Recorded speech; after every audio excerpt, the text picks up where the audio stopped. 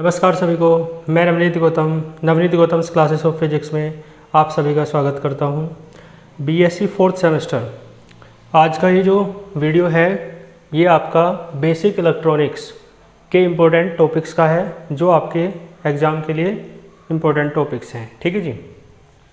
तो आप देख सकते हैं unit first, unit second, third, fourth unit wise important questions हैं। तो आइए डिस्कशन कर लेते हैं। देखो, एक टॉपिक है आपका ट्रांजिस्टर बाइसिंग। ट्रांजिस्टर बाइसिंग क्या होती है? ट्रांजिस्टर बाइसन हिंदी में कह सकते हो आप इसे। और इसके प्रकार कौन कौन से प्रकार हैं? ठीक है जी। फेथफुल एम्पलीफिकेशन क्या है, यानी विश्वसनीय प्रवर्धन इसे आप कहते हैं। और इसकी कंडीशन क्या है, आवश्यक शर्तें क्या है इसकी, है ना। फिक्स्ड बायस या बेस बायस, है ना, आपकी पूछी जाती है अक्सर। और ये बहुत इंपॉर्टेंट टॉपिक है आपका वोल्टेज डिवाइडर बायस, ये बहुत ज़्यादा पूछी जाती है ना। शॉर्ट के लिए आपका स्टेबिलिटी फैक्टर बहुत इंपॉर्टेंट टॉपिक है। और ये वाला आपका लॉन्ग के लिए है। ठीक है जी, क्लियर। तो फर्स्ट यूनिट में लॉन्ग के लिए सबसे इंपॉर्टेंट टॉपिक ये है और शॉर्ट के लिए स्टेबिलिटी फैक्टर है ना। बाकी ऑपरेटिंग पॉइंट वगैरह भी कभी कभी पूछ लेता है। ठीक है जी। चलो यूनिट सेकंड पे चलते हैं। एम्पलीफायर क्या होता है ना, और उसका क्लासिफिकेशन किसके आधार पर? On the basis of mode of operation. Mode of operation के आधार पर यानी कि class A, class B, class A B, है ना, क्लास सी, क्लास डी, इस टाइप से, है ना।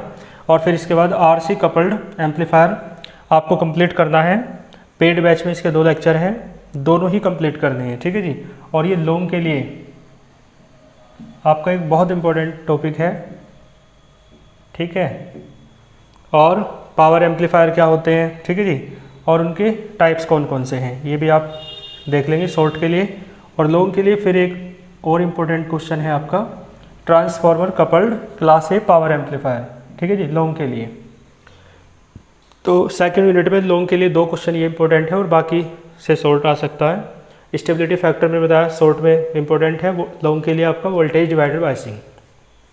ठीक है जी, ज़्यादा इंपॉर्टेंट है। यूनिट थर्ड में आते हैं। फीडबैक क्या होती है और इसका क्लासिफिकेशन यानी टाइप्स इसके, पॉजिटिव फीडबैक, निगेटिव फीडबैक, और साथ में आप निगेटिव फीडबैक के एडवांटेज और डिसएडवांटेजेस भी देख सकते हैं। ठीक है जी।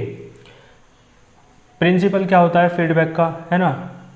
ठीक है, इसे भी देखेंगे। ऑसिलेटर क्या होता है, यानी दोलित्र जिन्हें आप कहते हैं। और ये बार्कहाउज़ेन की जो कसौटी है, क्राइटेरियन है, ये आपका बहुत इंपॉर्टेंट टॉपिक है। ठीक है जी।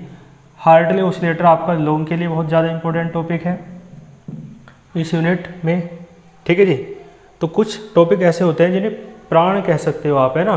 तो ये ऐसे ही टॉपिक हैं, जैसे इसमें ये दोनों टॉपिक है ना, और इसमें ये वाला voltage divider bias, stability factor, है ना, मोड ऑफ ये आरसी कपल्ड और ये ट्रांसफार्मर कपल्ड। ठीक है जी। यूनिट 4th पे आते हैं। ऑप्टिकल फाइबर क्या होता है, इसके कौन कौन से टाइप्स होते हैं, न्यूमेरिकल अपर्चर की डेफिनेशन, एक्सेप्टेंस एंगल की डेफिनेशन, एक्सेप्टेंस कोण क्या होता है, और ऑप्टिकल फाइबर के एप्लीकेशंस। ठीक है जी। तो ये आपका, है ना, छोटी सी यूनिट है बहुत, तो इसमें भी आप देख ही लेंगे, है ना। मेन चीज़ें मैंने बताई दी हैं। ठीक है जी। तो ये लेक्चर था आपका, ये वीडियो थी आपकी basic electronics and fibre optics, जो आपका पार्ट बी है बीएससी 4th सेमेस्टर में, उसके इंपॉर्टेंट क्वेश्चंस की। ठीक है जी। तो ये बुक हमारी पेड बैच में रहती है। आप लोग अधिकांश पूछते रहते हैं कि पार्ट बी के नोट्स कहाँ मिलेंगे, या पार्ट बी कैसे आप यूट्यूब पे कराएंगे या नहीं कराएंगे। आप बहुत, है ना, लोगों को नहीं पता रहता है, तो इसमें भी मैं आपको बता देता हूँ कि ये बुक पेड बैच में है। ठीक है जी। यदि आप ज्वाइन होना चाहते हैं पेड बैच में, तो इस नंबर पर आप टेलीग्राम या व्हाट्सएप पर कॉन्टैक्ट कर सकते हैं। ठीक है जी। तो मिलते हैं, और बाकी यदि आपकी कोई क्वेरी हो तो आप कमेंट बॉक्स में बता सकते हैं। ठीक है जी। मिलते हैं फिर नेक्स्ट किसी वीडियो के साथ, तब तक के लिए ऑल द वेरी बेस्ट।